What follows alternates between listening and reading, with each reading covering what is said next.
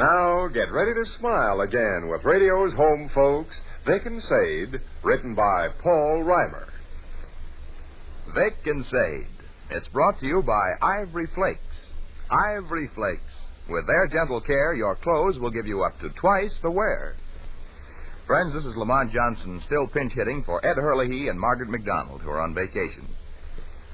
Say, tell me, do you remember the days when you could look over your clothes and say, "No, I won't wear that. Everyone has one." Or, "No, I'll give that away. They're not wearing the style anymore." Well, that seems a long time ago, doesn't it? Most of you today, you wear what you have, and you keep what you have wearing. Yes, as long as possible. That's why Ivory Flakes care is just what these times demand. Because with that gentle care, you get up to twice the wear. You'll see. Just try it for your blouses, slips, nightgowns, sweaters. Ivory Flakes are swell. Why, do you know, the Ivory Flakes people took clothes just like the ones you wear and washed them over and over. They proved how lovely bright blouses stay, how soft and nice sweaters, slips, and housecoats can look. Yes, up to twice as long. But if you wash things the wrong way with the wrong kind of soap, golly, you can't expect much wear. Yes, sir, it's a wise woman these days who changes to Ivory Flakes. They're so mild, so pure. The flake form of baby's ivory soap. And try Ivory Flakes for your rayon stockings. Nightly Ivory Flakes care keeps them fitting so much better. And in strain tests that were made, stockings washed in Ivory Flakes lasted twice as long. Yes, actually twice as long as those washed with the wrong kind of soap. Oh, you'll be an Ivory Flakeser once you try them. And even if your dealer is occasionally out of them, keep asking. He'll have more soon. Remember, your blouses, housecoats, sweaters, with gentle Ivory Flakes care, they'll give you up to twice the wear. And now, back to Vic and Sade.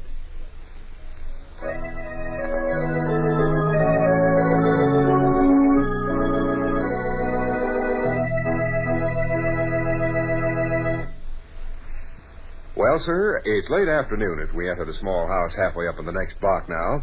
And here in the living room, we find all our friends assembled.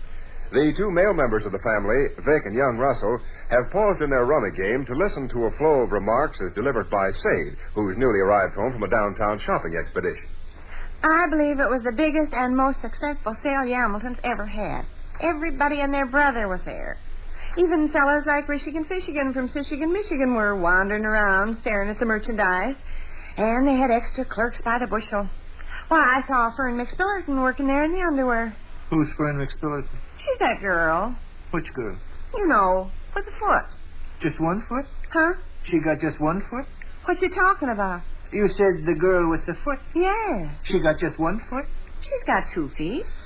We're having a jolly conversation here, and I'd be the last person in the world to suggest changing Oh, and Mrs. Roy Tubber I saw. She was standing there in nightgowns big as life. Minute she seen me, she whimpered like a weasel. "How's Frederick?" she hollered. Who's Frederick? You. I'm Frederick? She gets you mixed up with Ted Stambottom. To me, she hollered, "How's Frederick?" And to Ruthie, she hollered, "How's Virgil?" Who's Virgil? Ted. Oh, No, it was the biggest and most successful sale Yamelton's ever had. I was talking to Smelly Clark this afternoon. Put the and he cards said down, that- Russell. I'm telling you something. Picked up bargains they had. Perfume. Why, they had perfume by the bucketful and cheap as a horse. Ruthie bought a jug of Moonlight on the Susquehanna River for 80 cents and had the girl wrap it as a gift for Ted's cousin Florence in St. Charles, Illinois. And I bet there was a half a gallon in that jug. Mr. Buller's a great user of perfume. You wouldn't think that a big tough like him would use perfume, but he sends away to New York for the most expensive... Yes, you told me. Oh, and the people Ruthie and I bumped into, we knew. Squillions. There at the silk remnant counter, I walked slam bang into Mrs. Peoria from Cunningham. Imagine walking into her. You said Mrs. Peoria from Cunningham. Yes. You met Miss Cunningham from Peoria. Yes, stouter than ever. Carries the flesh fine, though. She's a handsome woman, stouter than I stout. And Dick, guess what Floyd is doing? Fixing watches. Floyd never fixed watches. Oh, you asked me to guess. He's working in the 10-cent store. What? Floyd's working in the 10-cent store. No. Been working in the 10-cent store ever since the middle of May. Well, that's nice. I hope he likes it. Likes it fine. He's a sweetheart, Floyd is. I wish he were here this minute. I'd make him eat a big platter of homemade fudge. Yes. And after eating this platter of homemade fudge, I'd take a stout club and tap him on the skull with it. Mm-hmm. Russell, Myrtle Gruff I saw. Asked a million questions about you. I don't believe I placed the party. Said she bet you were almost as big as your papa. Well, what was the name again? And giggled about the time you walked in the living room and remarked in front of a big crowd of people you guessed you'd eat a cookie. This is me you're talking about? Sure. And who's the lady remembered me saying that? She's taken on weight, too. I'm a big fat baby boo, she screamed when she seen Ruthie and me. Mom, what's this lady's name? Oh, was it at the plant today, Dick? It was glorious at the plant today. It was wonderful and sweet. I mean, wasn't there a good many of the people missing? Uh-uh. Well, I would have bet my undershirt every single living soul in town was at that sale.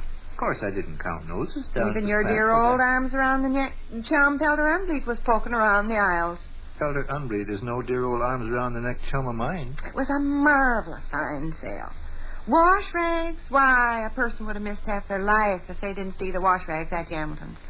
They had wash rags from 2 for a nickel up to the medicated scientific triple weave ones for 50 cents apiece. Actually, I saw women going out of there. You'd think they'd need a truck to carry their wash rags in. One lady must have been laying in wash rags for 10 families. Ruthie said, I don't know whether that woman is awful clean or awful dirty needing so many wash rags. Not a comical thing to say. It smelled like crack out of a pretty funny Ruthie crack. was a regular riot this afternoon. Made one side-splitting joke after the other. I never thought of Ruthie as a comedian. Ruthie's a comedian where there's crowds and excitement. I've heard you say 1,000,000 times she's bashful around people. She's bashful. She's bashful. Sure, she's bashful. If she has to talk to people, she's bashful.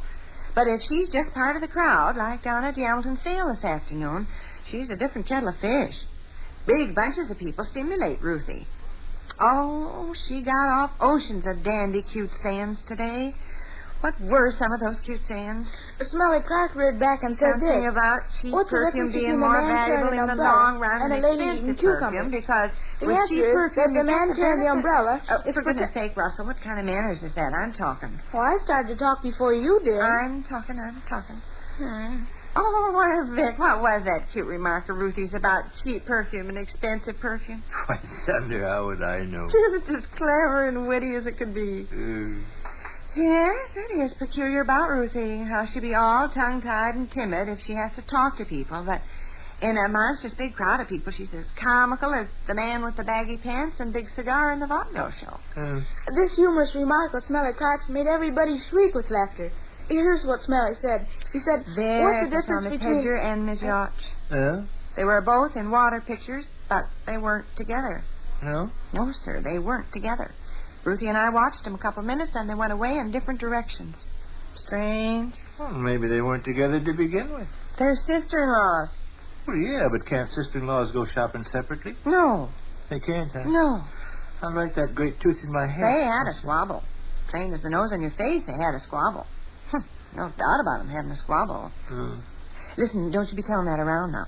Oh, what do you think I am, for gosh sake? I know, but gossip gets back, and then it just makes hard feelings for everybody. You don't actually think I go around telling people 2 half-wit women I've hardly even Well, acquainted it don't with? hurt to watch what you say is all.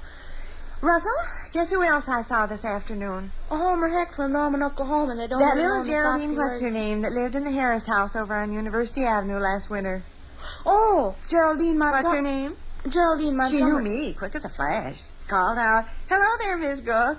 Well, I didn't recognize who she was at first. I said, "Hello, little girl." She says, "Hello, how's Russell?" I said, "He's just fine." And then she told me her name. What is it, Geraldine what? Geraldine Oh, and she Montgomery. said to be sure and tell you she goes to Irvin School now and got Miss somebody for a teacher. Some teacher you used to have. She was referring to Miss Cutler. Yeah, that was it, Miss Butler. Cutler. Mm-hmm. Geraldine's lots bigger than she was in the Harris house. That's why I didn't know her. How old is she, Willie? Oh, I imagine offhand she must be in the neighborhood of... Mm-hmm. Well, oh, she's almost a grown-up young lady now. I wouldn't have ever known the child. I must tell Miss Donna who I saw her. Little Geraldine. What was the name again? Geraldine Montgomery. Oh, and Dick. Ernie Feedsmirk. You run into Ernie? Standing there in coal scuttles big as all outdoors. How's Ernie? Ernie's just grand. Got a promotion, and all his kids' tonsils are out, and his mother-in-law's gone to live with her other daughter in Moline, and at last he's got all up her gold teeth, just like he always wanted. Oh, he was just more than big and jolly. Bought 3 coal scuttles just while Ruthie and I were standing there. What do you want with so many? Never said. But he certainly was looking elegant. I saw him one day when he wasn't looking so elegant. He was digging a basement and he had mud from one ear clear up the side of And his head. Vic, we no more left her any feet, Smurf. And who should we see in shoes but Frida Gateman? Ed Gateman's missus? Uh-huh. Standing right there in shoes. I hadn't seen her in over a year. Never comes to Thimble anymore. Made both of us a little embarrassed, too.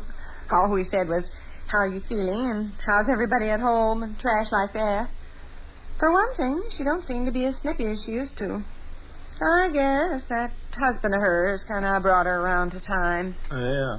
Well, say, you and Ruthie really went through Yamelton store yesterday, or today, rather. I'll say we did. I bet there wasn't one single counter we missed. Walk? I bet I walked 10 miles. As soon as I catch up with myself, I know my feet will start to hurt. But it was worth it. I've never seen such a sale. Prices were cut way down to nothing. They had dresser sets for $1. And real fancy ones, you'd think it'd be $15, were $7. In groceries, you could get all the graham crackers you could carry for 50 cents. In novelties, I saw brooches and wrist dangles for 98 cents that were stuck on the counter last week for 2 1/4. There were pillowcases for sale. I don't understand how they make a profit. Actually, Vic, a person could have gone in that store this afternoon and shopped good and smart and saved a whole month's food money. Oh, that's great. What'd you do with your packages, Mom? What packages? The packages with the bargains you bought. Oh, I didn't buy anything. You didn't? No, I didn't buy anything.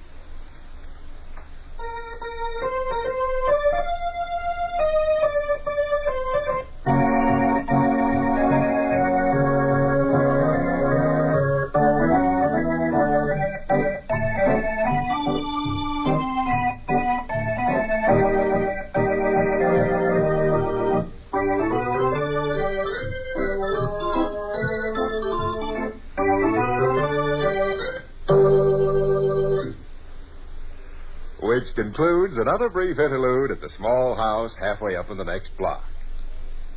You know, I've come to a conclusion. I've decided often a problem just seems hard until you find you can do something about it. Like the other day, I met a lady who seemed to have a clothes problem. Said many of her things were wearing out, getting faded too, and the seams were starting to fray. Well, there's an easy problem to fix. Ivory Flakes Care is the answer.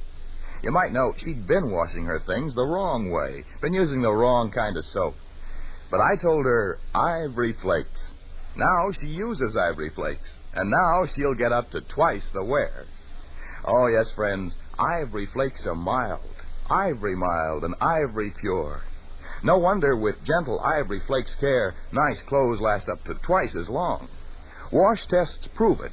Why, blouses, sweaters, housecoats, slips were washed time and again in Ivory Flakes, and they still look knockout, practically like new.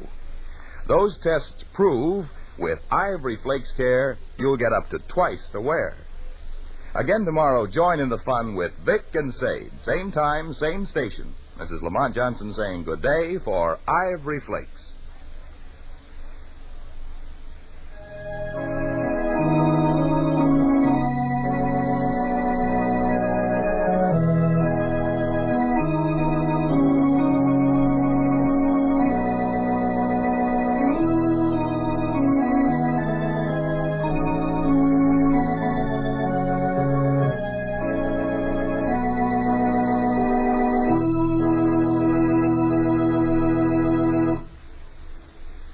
Check soap wasting habits. Make soap saving your habit. Soap's made of vital war materials. It's your wartime duty. Save soap. This is the National Broadcasting Company.